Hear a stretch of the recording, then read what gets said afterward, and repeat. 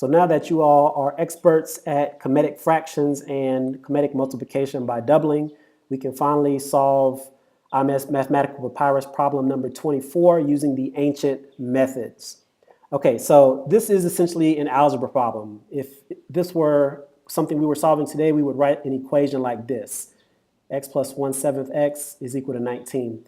So in the ancient solution, the way they did it was they set up a series of columns to represent the assumed quantity. So here we assumed that the quantity is x. All right, so they didn't use x, but we assumed the quantity is x. So we can rewrite this equation vertically like so. We can say x plus 1/7 x sums to 19. And we can create another column for the coefficient. So the coefficient of x is 1, that represents the quantity. The coefficient of 1/7 x is 1/7. That represents 1/7 of the quantity. And so if the quantity is 7, then 1 whole of the quantity would be 7, and 1/7 of the quantity would be 1, which we would sum to give us 8. And of course, we see clearly that 19 is not equal to 8. So the solution goes on to say that whatever is required to multiply 8 by to make it into 19, we should also multiply that same number by 7 to give us the correct answer. So if we can figure out what times 8 is equal to 19, we take that number, multiply it by 7, that gives us the correct answer. So essentially we have another problem, and that is another unknown, which let's call it y, times 8 is equal to 19. So we'll solve it using multiplication by doubling. So we'll start with 8 and we'll double it twice, but again, we see that it's already too big. So from here, we can begin to half it. So half of 8 will give us 4. We'll half again to give us a fourth. That will give us 2. We'll half again to give us an eighth, and that gives us 1. And at this point, we can select 16, 2 plus 1, because those added together will give us 19. The corresponding numbers in the left column are here. All right, so 2, 1/4, and 1/8. So our y here is equal, written in Kemetic fraction form, would be 2 plus 1/4 plus 1/8.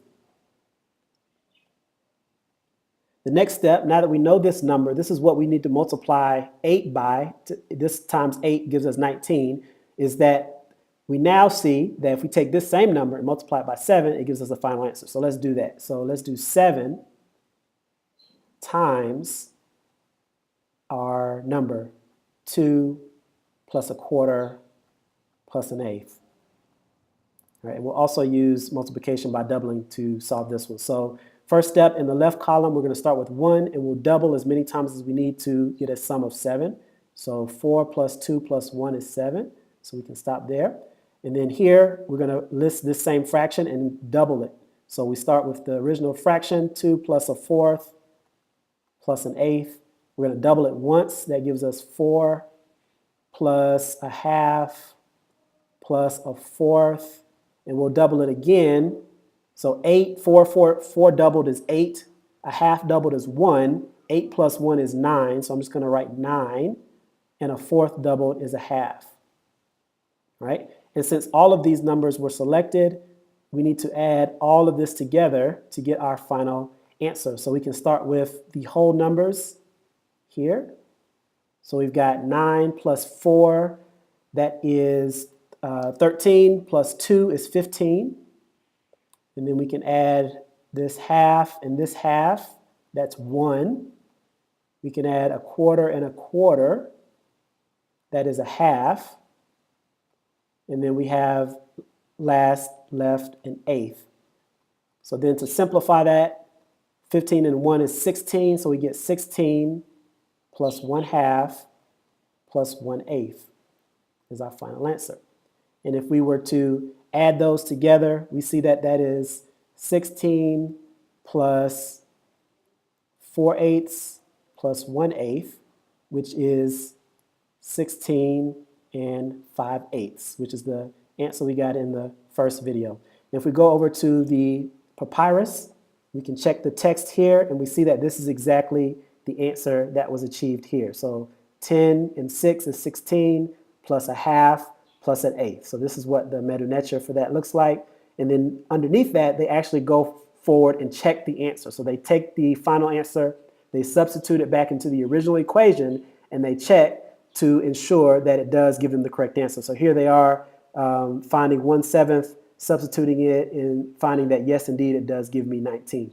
So that's it for problem number 24, solving it using the method of false position in African Nile Valley mathematics, as well as unit fractions and Kemetic multiplication by doubling. Enjoy.